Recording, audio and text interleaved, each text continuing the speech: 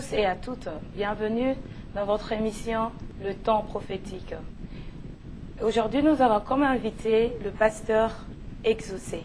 Mais j'aimerais qu'il puisse se présenter pour ceux qui ne le connaissent pas, qu'ils puissent savoir c'est qui le pasteur Exaucé. Bonjour, prophète Exaucé. Veuillez m'excuser. Bonjour, que Dieu te bénisse. Voilà, je suis le prophète Exaucé Longo, le pasteur responsable des églises Mission évangélique Armée et Sanctifiée, qui est au Luxembourg et à Paris. Mais par contre, moi, j'habite au Luxembourg. C'est là où je dirige. D'accord. Pourriez-vous bénir ce moment? Voilà, nous allons prier. Seigneur, nous voulons te rendre grâce. Nous voulons remettre ces instants entre tes mains. Glorifie ton nom, Père, au travers de la parole. Nous voulons que ton esprit vienne nous animer, parce que nous voulons parler selon l'esprit, non pas selon Père éternel, ô Dieu, notre connaissance. Merci pour ta fidélité au nom de Jésus. Amen. Amen. Merci encore, prophète, d'être là. Merci, sœur Rite. Aujourd'hui, merci beaucoup. Aujourd'hui, on a pour thème sur la bénédiction et la prospérité. Est-ce que pourriez-vous nous dire déjà le rapport qu'il y a entre la bénédiction et la prospérité? Voilà. C'est une très très bonne question. Je dirais que la bénédiction est le résultat de la prospérité. Lorsque je retourne dans la parole de Dieu, je vais prendre 3 Jean 2. Dans 3 Jean 2, la Bible déclare, l'apôtre Jean est en train de parler à Gaius, son fils spirituel. Il dit, bien-aimé Gaius, je souhaite que tu prospères à tous égards. Et par ces versets, nous comprenons déjà que la prospérité doit atteindre toutes les dimensions de la vie. C'est-à-dire la santé, la vie sociale, le matériel, les finances, ainsi de suite, la vie spirituelle. Il dit, je souhaite que tu prospères à tous égards, comme prospère l'état de ton âme. C'est-à-dire l'âme qui prospère, c'est l'âme qui doit vivre le résultat de la prospérité dans son entièreté. Or, la bénédiction et la prospérité, en fait, c'est à peu près la même chose. Raison pour laquelle j'avais dit que la bénédiction, c'est le résultat de la prospérité. Pourquoi? Parce que la bénédiction, dans les textes originaux grecs, part de la bonne parole. Lorsqu'on parle de la bénédiction, on parle du résultat de la bonne parole. Or, la bonne parole nous amène à la prospérité. Raison pour laquelle j'ai dit que les deux mots sont synonymes. Peut-on aussi être béni et ne pas être prospère? C'est difficile. C'est difficile de parler de la bénédiction sans les lier à la prospérité. Parce que ce sont des synonymes. Parce qu'une personne peut dire, je suis béni de ce que Dieu a fait, mais c'est qu'il y a de la prospérité. Prospérité, je ne sais pas comment le peuple définit cela, mais vous avez touché qu'on peut être prospère dans plusieurs domaines. Voilà, j'ai dit qu'on peut être prospère dans plusieurs domaines et on peut être béni aussi dans plusieurs domaines. Par exemple, j'ai dit, les deux mots sont synonymes. Mais ce que je voulais compléter, c'est quoi? On peut avoir les matériels sans être béni ou sans être prospère. Parce que quelqu'un pourra être riche, mais il n'a pas la prospérité ou il n'a pas la bénédiction. Parce que lorsque nous parlons de la bénédiction, nous parlons du résultat de la bonne parole. Lorsque nous parlons de la prospérité, nous parlons de la vie qui sort du Seigneur, qui nous rend prospères dans notre santé et dans notre vie de tous les jours, dans le matériel et dans les finances. On ne peut parler de la prospérité et de la bénédiction que lorsque ces derniers viennent du Seigneur, c'est-à-dire du résultat de la bonne conduite avec Dieu. Parce que le problème, c'est quoi? Dieu ne nous bénit pas, Dieu ne nous rend pas prospères après avoir traversé certaines étapes avec lui. C'est-à-dire de l'Égypte au Canaan. La liberté, la souffrance, le désert, jusqu'à l'entrée à la terre promise. C'est-à-dire qu'il y aura des épreuves à surmonter. Et si je comprends bien, aujourd'hui dans les églises, quand il y a les fidèles qui arrivent à l'église, on prêche plus sur la bénédiction, vous serez bénis. Là, vous avez dit qu'il y a la marche à suivre pour être béni. Mais aujourd'hui, quand le peuple arrive à l'église, on ne leur explique pas la marche à suivre. On dit juste que non, donne et tu seras béni. Et pourquoi est-ce que ce vent est-il maintenant dans les églises? On parle plus sur la sanctification, sur la repentance, sur l'humilité, mais on est plus basé que sur la bénédiction. Et on n'apprend pas la marche à suivre pour être béni. Le problème qui est là, nous sommes en train de traverser une période où les séducteurs est rentré même dans les temples, dans les lieux saints. La Bible l'a dit, dans les derniers jours, plusieurs personnes abandonneront la foi. Je voulais signaler quelque chose. Lorsque nous parlons des derniers jours ont eu leur jour depuis le jour de la Pentecôte. Pierre l'a confirmé disant que c'est ici que s'accomplit ce que Joël avait dit dans Actes chapitre 2. Voilà. C'est-à-dire, la Bible dit que dans les derniers jours, plusieurs personnes abandonneront la foi. Cette parole est adressée à l'Église. Ils s'attacheront à des fables, c'est-à-dire à des histoires. Et on dit encore que dans les derniers jours, il y aura des esprits séducteurs qui viendront séduire l'Église. Et on a vu ça à l'Église du 1er siècle, lorsque les apôtres prêchaient la parole de Dieu.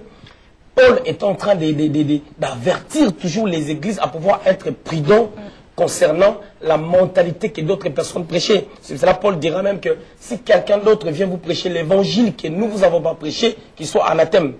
Et nous sommes au temps de la fin. Tu vas remarquer, depuis les temps où Paul ainsi que les autres prêchaient la parole de Dieu, jusqu'à maintenant, ça fait bientôt 2000 ans. Et nous devons avoir la même attitude que l'église du 1er siècle, parce que nous faisons partie de l'église, bien sûr, nous faisons partie de l'église de la 11e ère, c'est-à-dire l'église vraiment du temps de la fin.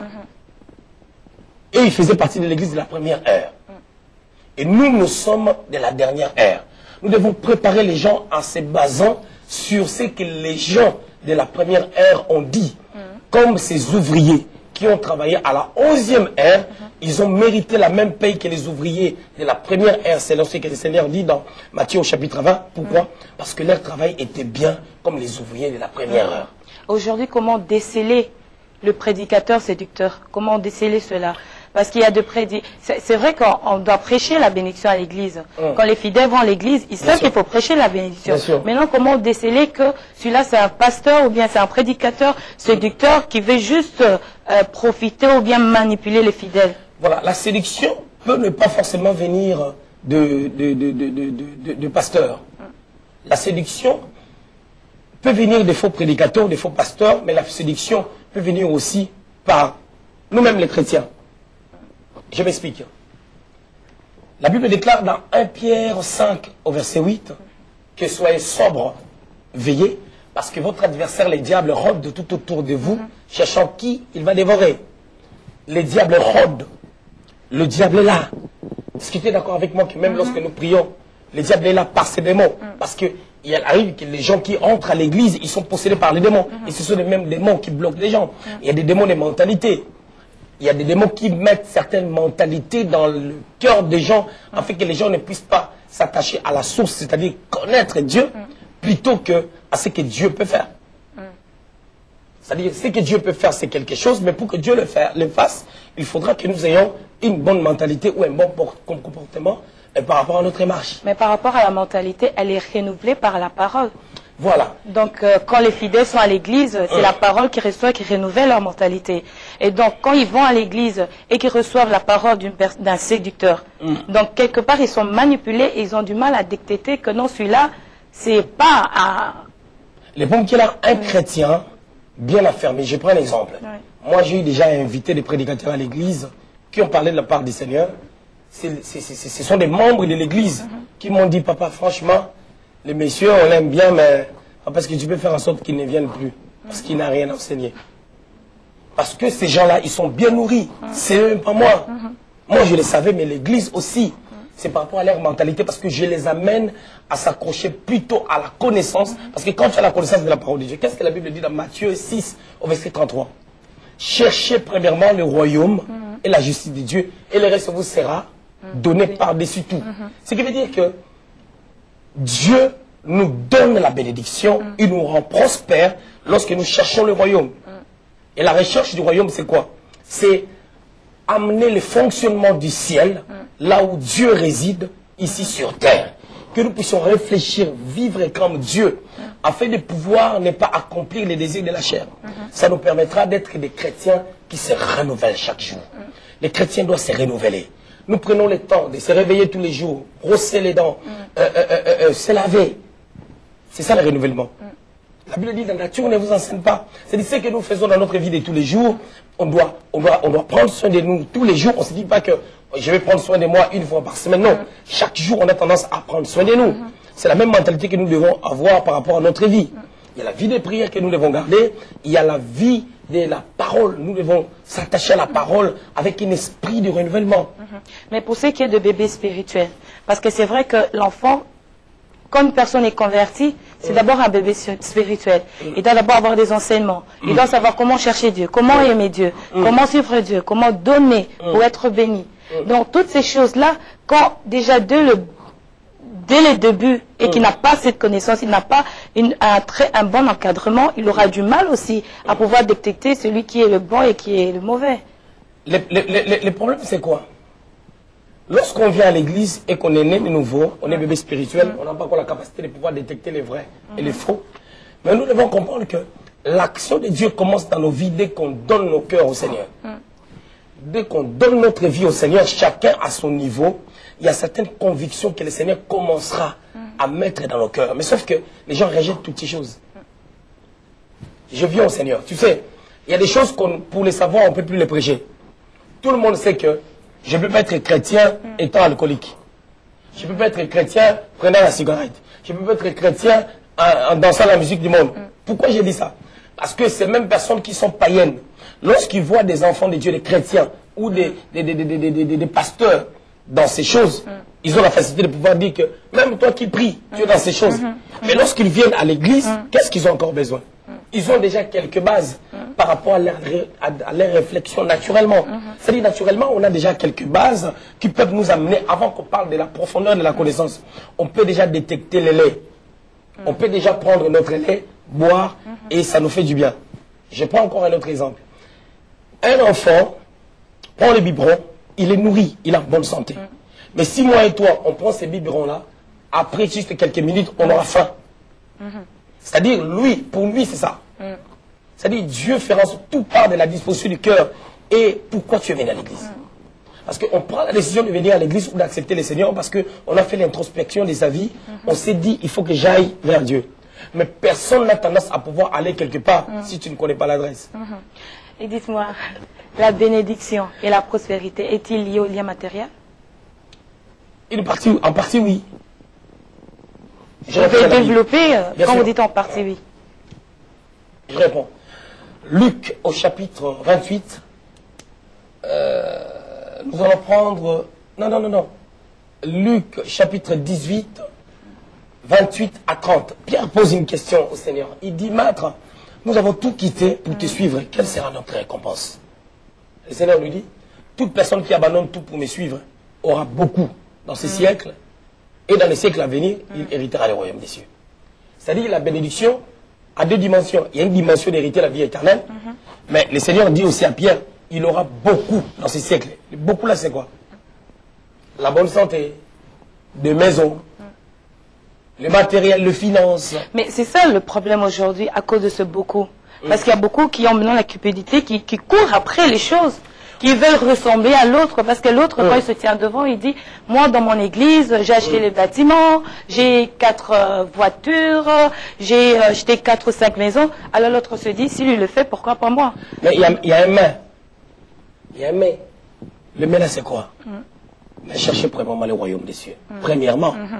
C'est-à-dire, pour en arriver là, il faut chercher premièrement le royaume des cieux. Mais pourquoi Pierre avait posé cette question au Seigneur? Parce qu'il avait remarqué qu'il avait commencé à chercher le royaume et que la bénédiction n'était pas encore venue. Mais le Seigneur savait qu'il aura sa bénédiction, mais il faut qu'il cherche d'abord le royaume. Parce que des fois, on croit arriver, mais le Seigneur ne nous a pas encore vu arriver. C'est ça le problème aussi. Il faut d'abord chercher premièrement le royaume. Regarde ce que la Bible dit dans Deutéronome. Le livre de Deutéronome est en train de rappeler à l'église de Moïse, si je peux dire ça comme ça, aux enfants d'Israël, qu'ils sont prêts à entrer à Canaan. Le Seigneur a commencé à les rappeler.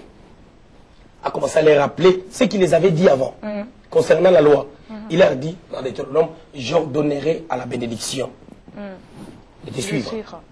C'est-à-dire, Dieu ordonne à la bénédiction de nous suivre quand? Lorsque nous cherchons premièrement le royaume. Mais est-ce que les gens viennent à l'église, ils cherchent premièrement le royaume? Et une autre question, c'est quoi? Chercher premièrement le royaume veut dire quoi? Nous devons faire en sorte que nous puissions vivre selon la mentalité de Dieu. Or, quelqu'un dira, mais la mentalité de Dieu est comment? Mais Dieu est esprit, est-ce qu'on l'a vu où pour comprendre sa mentalité? Est-ce qu'on était avec lui? On peut voir la mentalité de Dieu par Jésus-Christ, parce que Jésus dit, tout ce que je fais, je ne le fais pas de moi-même, je le fais par ricochet de ce que le Père a mis en moi. Ce qui veut dire qu'en voyant Christ, Christ on le voit comment? Dans la parole. La Bible nous enseigne tout par rapport à son comportement. On a dit dans Hébreu, au chapitre 2, il était avec nous. Et pardon, il a été sur terre, mais il n'a pas péché. Et Jacques dit, il a subi la tentation.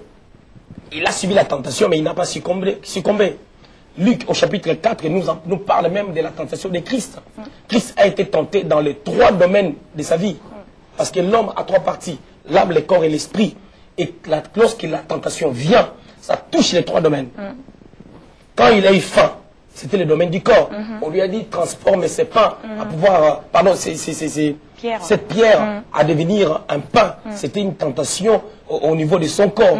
Mais lorsqu'on lui a dit, adore-moi, je vais te donner ce royaume, c'était une tentation spirituelle au niveau de son esprit. Parce qu'on adore que Dieu, on doit adorer un esprit en vérité. Amen. Il y avait un autre domaine de la tentation et son âme a été tentée parce qu'on lui a promis la gloire. Tu vois, des fois, comme tu disais tout à l'heure, qu'il y a des gens qui suivent les autres. Je vais devenir comme lui. Les gens veulent devenir.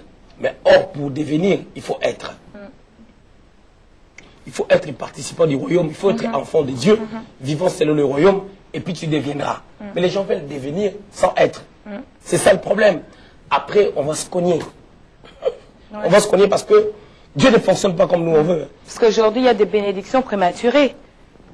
Il y a des bénédictions prématurées, il y a des bénédictions fabriquées même, je dirais. Voilà. Mais, tu sais, toute bénédiction fabriquée est éphémère, ça ne va pas loin.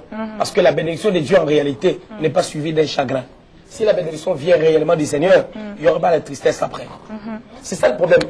Les gens peuvent nous parler de la bénédiction, mais nous avons les yeux, le chrétien ou les enfants de Dieu, ou je dirais, le monde même n'est pas dupe.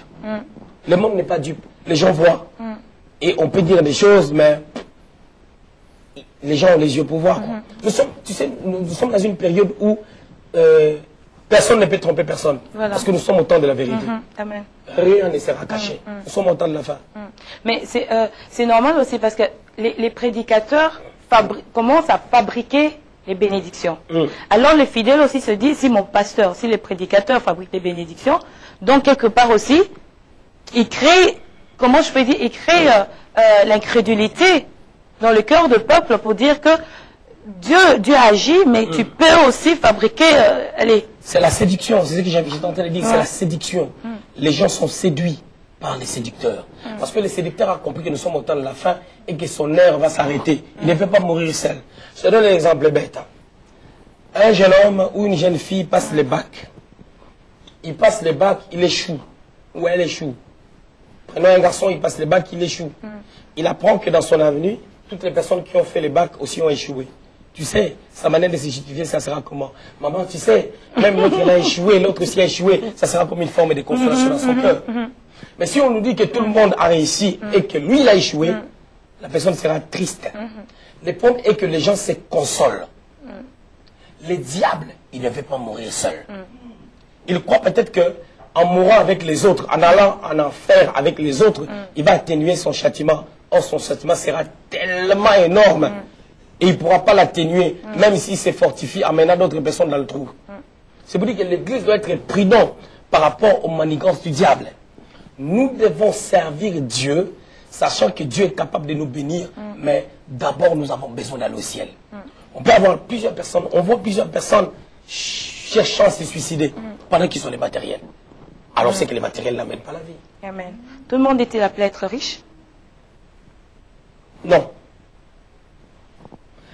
Un pasteur pauvre peut-il exercer son destin? Bien sûr. Tu sais, c'est une très très bonne question. J'ai aimé cette question-là. Tu sais, devenir riche, je vais répondre.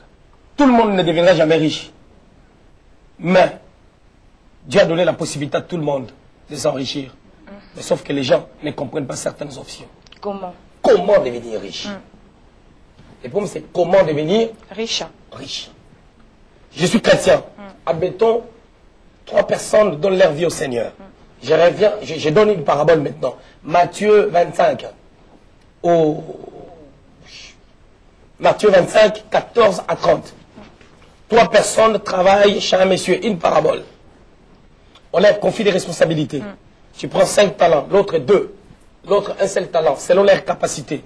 Les 2 autres ont fructifié leur talent. ils en ont gagné le double. Ils ont fait les bénéfices des 100%. Admettons, le maître dit, je vous garde. Et toi, tu perds ton emploi. Alors, ceux-là qui ont gardé leur emploi, ils vont économiser. Prenons ça dans ces contextes-là, juste pour répondre à ta question.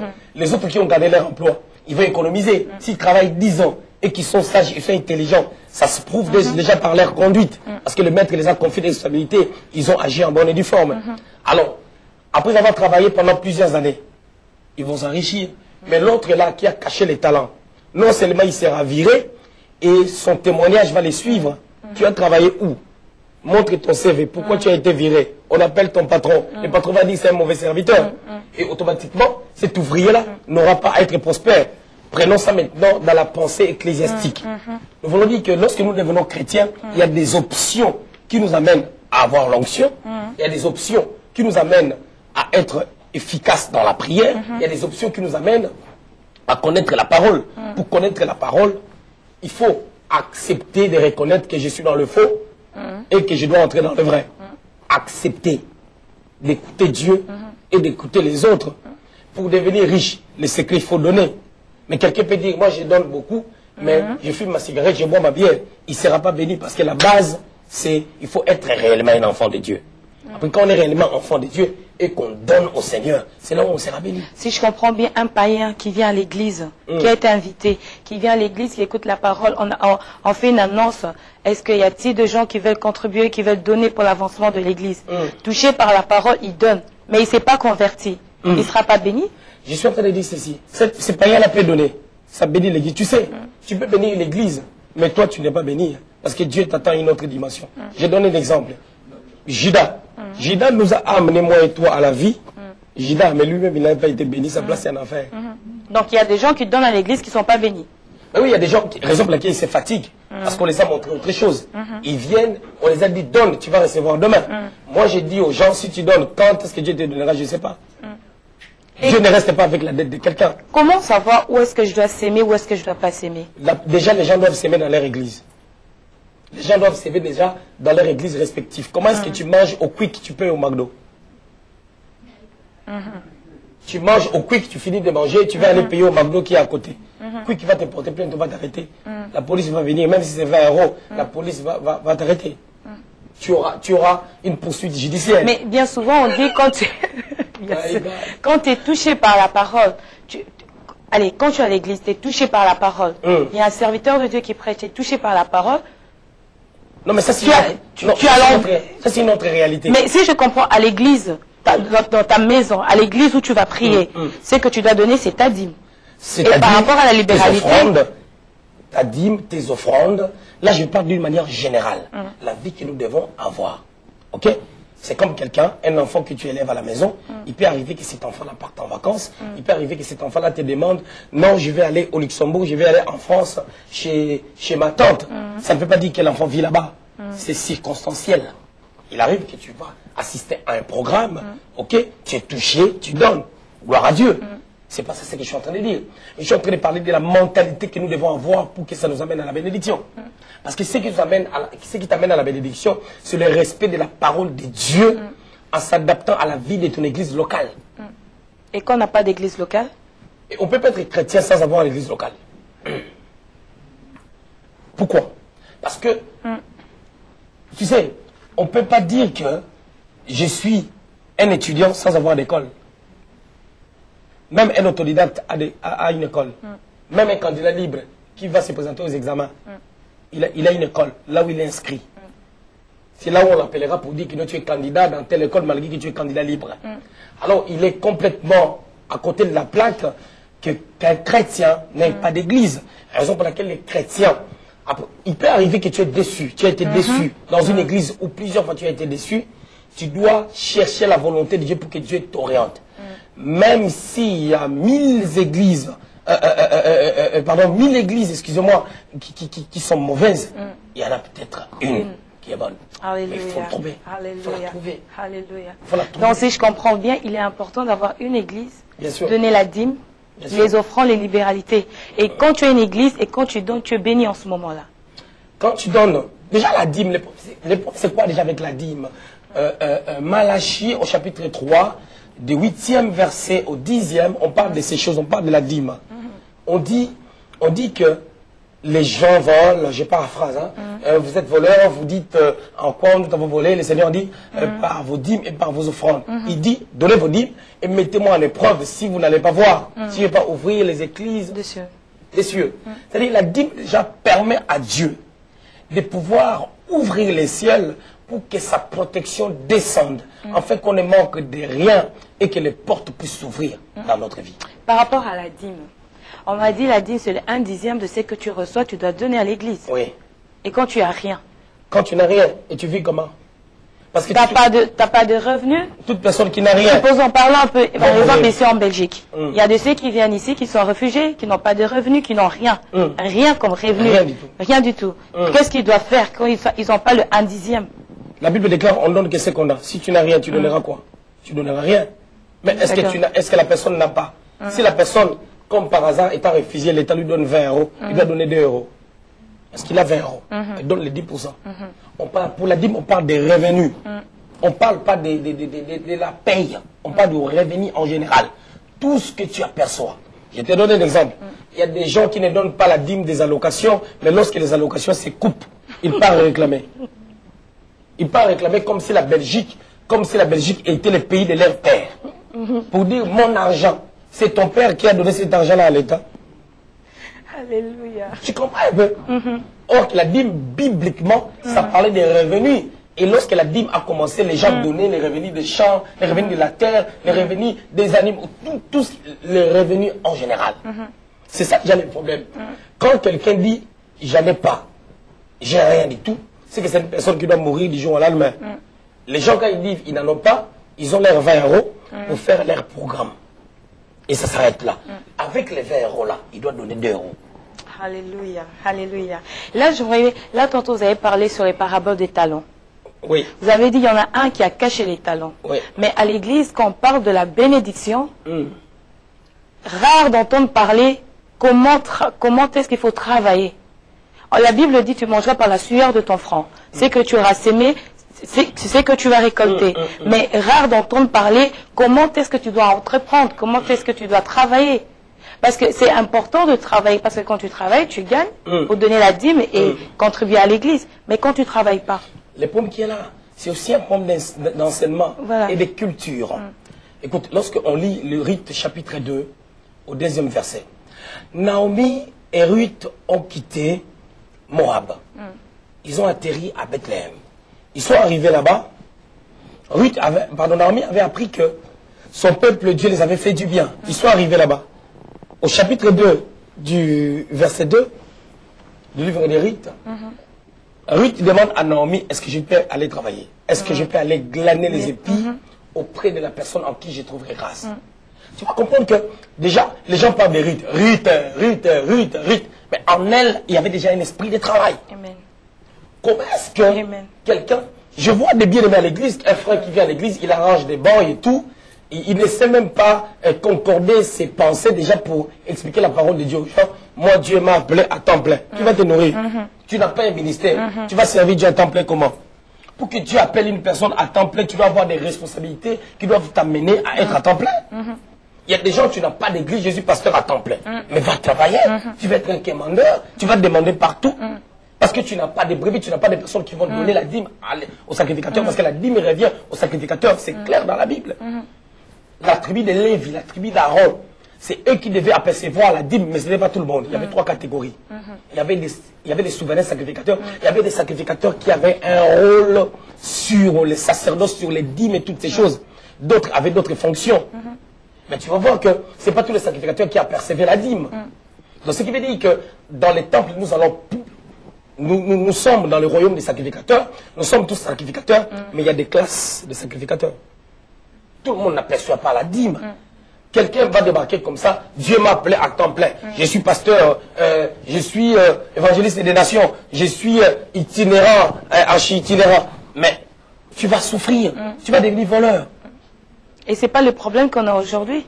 Il y a beaucoup d'églises, il y a beaucoup de pasteurs qui se autoproclament, je suis pasteur, qui ne travaillent pas, qui manipulent le peuple pour avoir la dîme, les offrandes. C'est peut-être ça le problème qu'on a aujourd'hui. Déjà, C'est comme moi, je sers Dieu à temps plein. J'ai des âmes à gérer. Tu sais, si j'ai travaillé, j'allais pas être là. Moi, j'habite loin au Luxembourg. Hein. Quand est-ce qu'on travaille à temps plein dans l'église? Quand est-ce qu'on peut être à temps plein dans l'église? On peut travailler à temps plein lorsqu'on a une responsabilité ecclésiastique. Donc, un pasteur avec 10 membres, il peut être aussi là à temps plein? Donc, je peux pas répondre typiquement. Il faut que je réponde prophétiquement. Si cette personne-là qui a 10 membres, le Seigneur l'appelle déjà à temps plein pendant qu'il a 10 membres, gloire au Seigneur. Les ministères ne se ressemblent pas. Chacun a sa manière de fonctionner. Voilà la raison pour laquelle aujourd'hui, il y a beaucoup qui se autoproclament pasteurs avec 10 membres et qui disent « Je suis appelé à temps plein à l'église ». Écoute, lorsque le Seigneur avait commencé l'église, le Seigneur donne un portrait de l'attitude que le ministre devait avoir. Le Seigneur choisit lui-même ses disciples, Pierre, Jean, Jacques et tout. Tu vas comprendre que Pierre n'a plus retourné à la pêche. Tous ces gens-là n'ont plus retourné à la pêche. Pourquoi? Parce que l'église de Jésus-Christ prenait soin d'eux. Le Seigneur a dit même aux apôtres, donnez-leur vous-même à manger. Parce que les apôtres étaient capables, dans leur organisation, souvenez-vous, Judas détenait la bourse. Ce qui veut dire que le Seigneur, il avait 12 personnes avec lui qui travaillaient à temps plein avec lui. Parce que l'église avait la capacité, ces gens l'avaient abandonné leur travail. Lévi, Matthieu, il était péager, il a abandonné un bon boulot parce que les péagers étaient des escrocs, ils bouffaient beaucoup d'argent. Les publicains là, il était publicain. Il a abandonné ses travaux, il a suivi le Seigneur. Tu vois que par le ministère, par l'exercice, par les fonctions qu'ils avaient auprès du Seigneur, ils étaient nourris, ils étaient bénis par l'église. Pourquoi? Parce qu'ils avaient une responsabilité, ils avaient du boulot. Ils allaient de lieu en lieu. Il leur arrivait de passer 3 jours sans dormir, parlant de la part de Dieu, avec 5000 personnes qui les suivaient. Tu comprends un peu?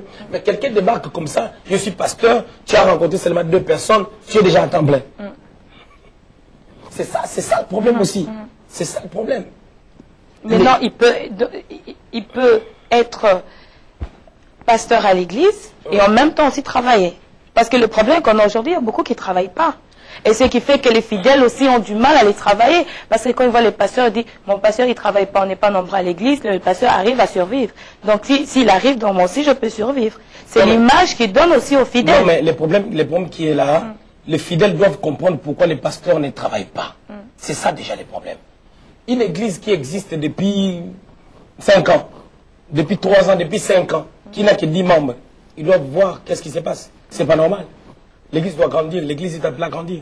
Comment vous avez fait 5 ans, 4 ans, il n'y a que 10 membres? Il faut aller voir Dieu. Il faut aller voir Dieu, le Dieu qui t'a appelé. Le problème qui est là, il y a des domaines où les gens n'écoutent pas bien Dieu. C'est-à-dire que tu n'as pas bien écouté le Seigneur, ou tu n'as pas écouté le Seigneur, tu as fait des choses à ta manière pour suivre telle ou telle personne, sans condamner qui que ce soit. Chacun dit qu'il a écouté Dieu, mais nous voyons les résultats après. En fait, c'est les résultats qui déterminent la raison. On a raison par rapport aux résultats. Alléluia. On peut dire tout ce qu'on veut, mais moi je soutiens que le pasteur doit être à temps plein. Mais comment et quand? Amen. Je donne mon exemple. Lorsque j'avais fini mes études à Paris, j'ai commencé à travailler. Pendant que j'étudiais, j'avais commencé l'église. Il y avait déjà plusieurs personnes à l'église. J'ai commencé à travailler. Quand j'ai commencé à travailler pour que Dieu me demande d'être à temps plein, à cette époque-là à Paris, il y avait déjà une centaine de personnes. Dieu m'a demandé à être à temps plein. Je vais te dire une vérité. Cette église-là, il y avait une centaine de personnes, l'église était encore jeune, mais l'église ne pouvait pas subvenir même à mes besoins, malgré le nombre de ces personnes. Pourquoi? Dieu, pourquoi il m'appelle à temps plein? Premièrement, pour cultiver la foi en moi, afin que je compte sur lui. Alléluia. Et pour préparer son peuple demain à pouvoir marcher selon lui, à savoir comment donner, à savoir comment participer à la vie de l'église. Tout ça, ça prend un temps. Raison pour laquelle on ne peut pas débarquer du jour au lendemain, on commence l'église. C'est comme il y a des gens qui commencent l'église. Tu commences l'église aujourd'hui, tu loues une salle. Qui va payer la salle? Il faut que ces gens-là soient enseignés pour qu'ils soient aptes à pouvoir payer la salle, à pouvoir comprendre ta vision. Il y a toujours un temps où tu dois préparer les gens. Ça ne vient pas du jour au lendemain. Parce que les gens n'aiment pas payer un prix. Tel pasteur à temps plein, moi aussi je suis pasteur. C'est question de chercher un costume à XL et avec une cravate. Et puis, on est pasteur. Que pourrais-tu dire aux fidèles qui sont en train de se poser la question, qui se disent que peut-il faire quand il est il prie dans une église où le pasteur il sent que le pasteur s'est autoproclamé pasteur. Il ne voit pas le fruit du pasteur. Il ne voit pas le fruit du travail qu'il est en train de faire. Qu'est-ce qu'il doit faire? De chercher une bonne église. Comment est-ce que toi tu veux rester dans un endroit où tu n'es même pas convaincu? Quand tu restes dans une église, il faut que tu sois convaincu, sinon tu ne seras pas béni. Sauf que les gens aillent prier dans des églises parce que c'est dans leur quartier. Voilà. C'est parce que c'est non loin de chez moi. Non. L'eunuque éthiopien a quitté l'Afrique. Il allait adorer à Jérusalem. Tu sais, il a fait combien de kilomètres? De l'Éthiopie jusqu'à Jérusalem. Il partait en Asie. Hein. Il partait en Asie pour aller adorer. Tu vois la distance? Tu vois la distance? Quand Moïse était chez Jéthro, tu sais combien de kilomètres il devait faire pour retourner en Égypte? Jéthro, sa maison, ce n'était pas en Égypte. Hein. C'était à Madian. Regardez la carte géographique. Moïse devait retourner maintenant pour aller accomplir la mission. Et ce n'est pas des blagues. Hein. C'est pour chercher Dieu, il faut payer un prix.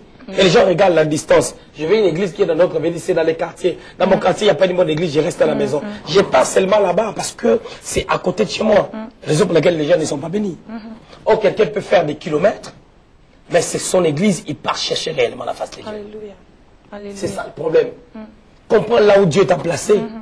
Comprendre comment vivre. Nous, au Luxembourg, on a des gens qui viennent de la Belgique, qui viennent prier jusqu'au Luxembourg. Il y a des gens qui viennent d'Arlon, il y a des gens qui viennent de villes qui sont là. Ils vont jusqu'à Mersch. Mersch, c'est près du nord.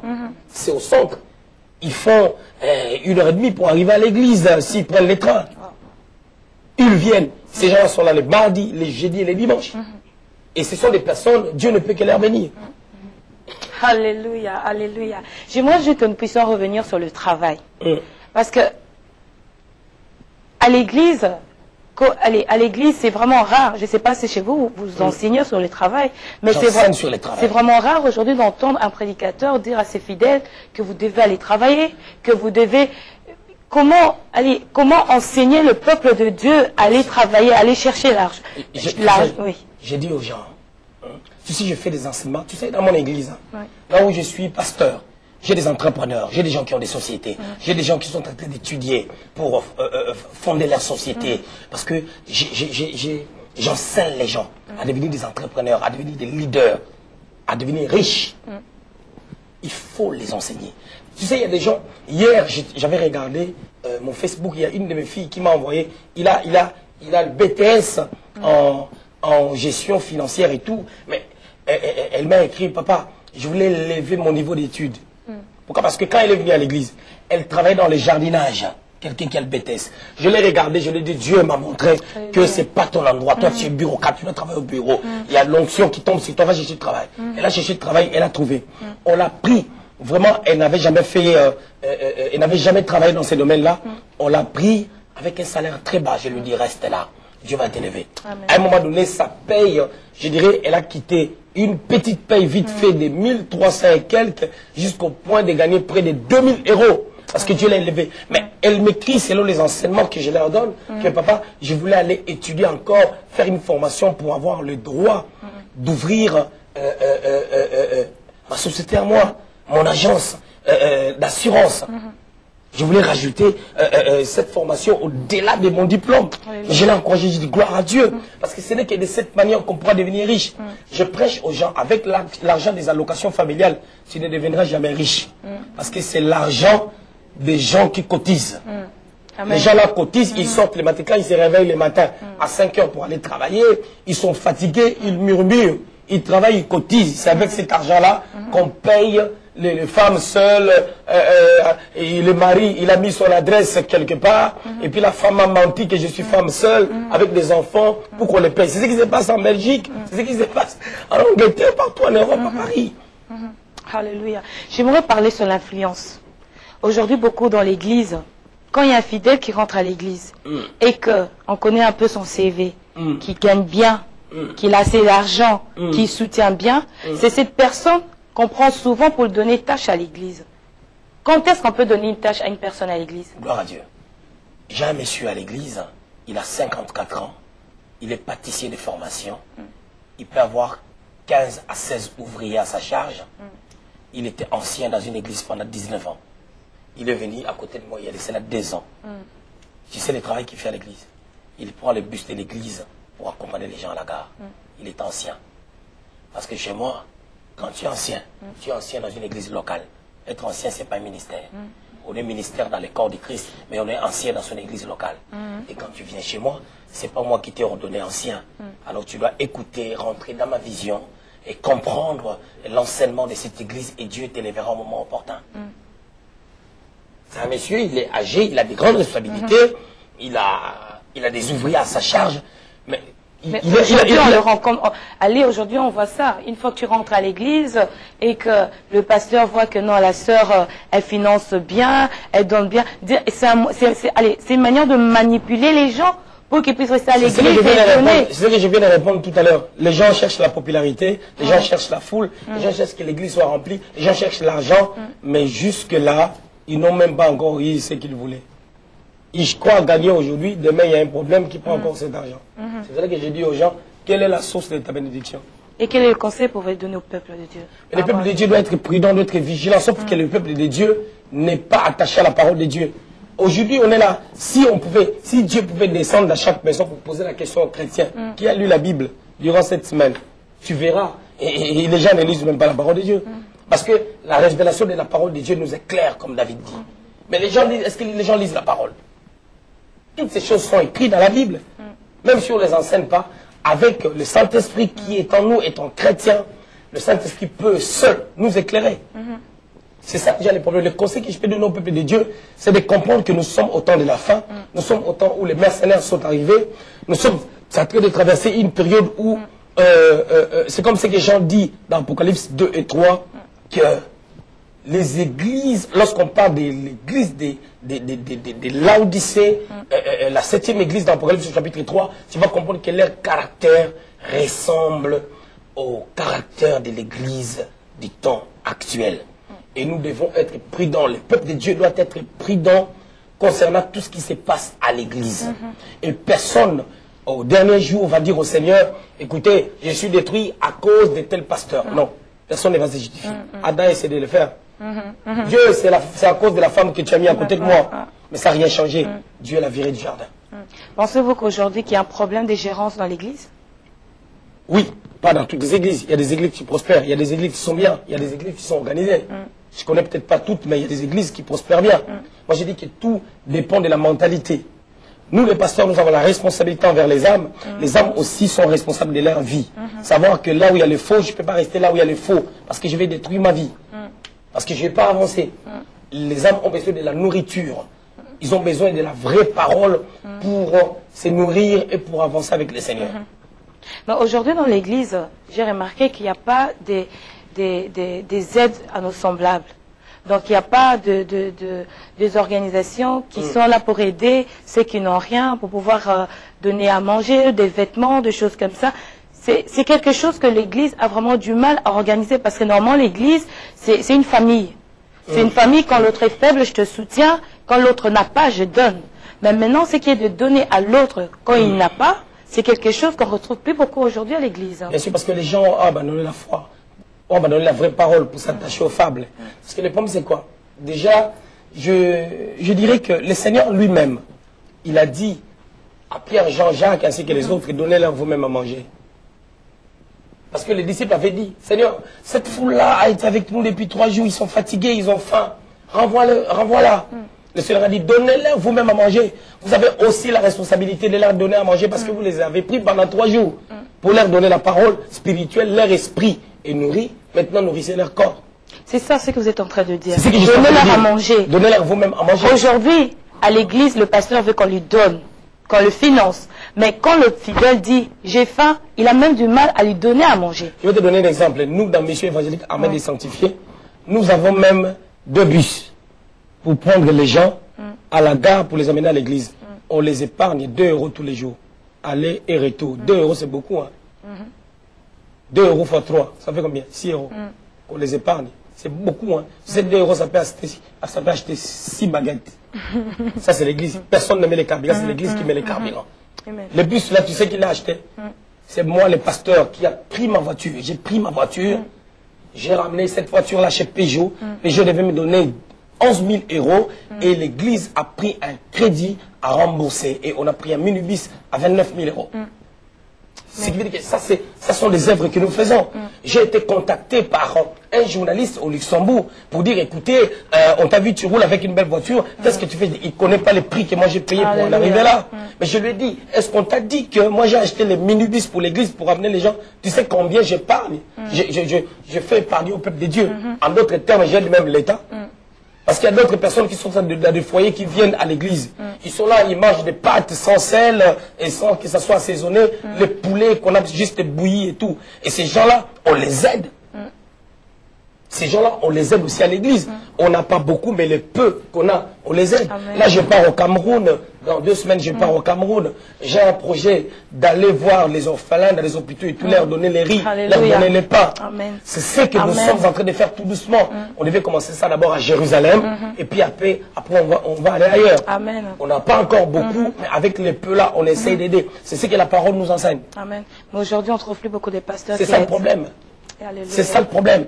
C'est ce que nous devons enseigner dans nos églises. C'est ce que je suis en train d'enseigner. Tu sais, il y a quelque chose que Dieu a fait. J'aime bien ce que Dieu a fait. Alléluia. Il a donné l'intelligence à l'homme pour développer la technologie. En fait, que même si dans ton église, il n'y a pas la vérité, tu peux tomber sur un bon message sur Internet qui va t'ouvrir les yeux. Alléluia. Ça te permettra de quitter cette église-là qui ne t'enseigne pas bien. Alléluia. Amen, amen, amen. Vous pourrez dire le mot de la fin? Que le Seigneur te bénisse, la sœur Rite. Amen. Des très bonnes questions que tu as posées, ça nous fait du bien. C'est pas dans le but de critiquer les églises ou les pasteurs, mais nous voulons juste apporter la vérité. C'est la vérité qui nous éclaire. J'en ai besoin, les fidèles en ont besoin, les pasteurs en ont besoin. Nous allons prier. Amen. Seigneur, nous bénissons ces instants. Nous voulons te dire merci, parce que toi, tu enseignes l'église, non pas un homme, mais toi, les ressuscité du 3e jour. Parce qu'en toi, il y a la vérité. Nous bénissons, Père éternel, ô Dieu, le peuple des dieux, qui nous a écoutés. Cela laisse que cette parole, laisse que ces questions et ces réponses puissent apporter le fruit digne de gloire, digne de repentance, digne de la prospérité. Je crois à la prospérité, je crois à la richesse. Et je déclare ces choses au nom de Jésus. Merci Seigneur Jésus. Amen. Amen. Amen. Je tiens à remercier tous ceux qui nous ont suivis. Je tiens à remercier le service technique. Et je tiens aussi à remercier notre Dieu qui a voulu que ce moment puisse se réaliser. Amen. Que Dieu vous bénisse.